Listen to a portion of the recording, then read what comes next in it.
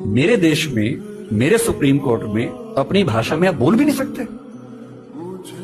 आप 28 राज्यों में से केवल 4 राज्यों में हिंदी में हाई कोर्ट में बात करने की परमिशन देते हैं।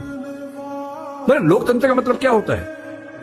कुछ गिने चुने एलिट्स के हिसाब से जनता अपनी भाषा बदलेगी या जनता की भाषा से प्रशासक भाषा बदलेंगे अपनी? अगर लोकतंत्र है तो लोकतंत्र में जनता की भाषा ही केंद्र में होनी चाहिए, कोई और भाषा केंद्र में कैसे हो सकती है? पर हम लोग इतने आदी हो चुके हैं, हम स्लेव मेंटेलिटी के इतने अभ्यस्त हो चुके हैं कि हम ये प्रश्न कभी नहीं करते। हमारे सुप्रीम कोर्ट के चीफ जस्टिस या कोई जज हिंदी में क्यों नहीं बात कर पाते? और नहीं कर पाते, मैं फिर बार बार कह रहा हूं, मामला सिर्फ हिंदी का नहीं। मेरी इच्छा है कि सुप्रीम कोर्ट के बहुत सारे जजेस में कुछ को तमिल ठीक से आती हो, कुछ को तेलुगु अच्छे से आती हो, कुछ को मराठी आती हो, कईयों को हिंदी आती हो।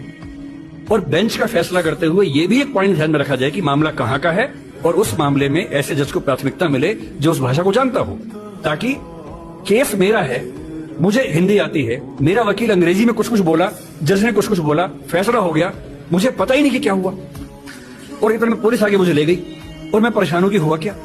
मेरे मामले के किसी प्रसंग में मेरी भूमिका ही नहीं है, क्योंकि सारी प्रक्रिया दो ऐसे व्यक्तियों के बीच में चल रही है जिनके पास एक भाषा है जो मेरी भाषा नहीं है, जबकि मामला मेरा है। और कहने को लोकतंत्र है। ये लोकतंत्र नहीं है, ये भाषा के स्तर पर तानाशाही है, बुरी चीज है।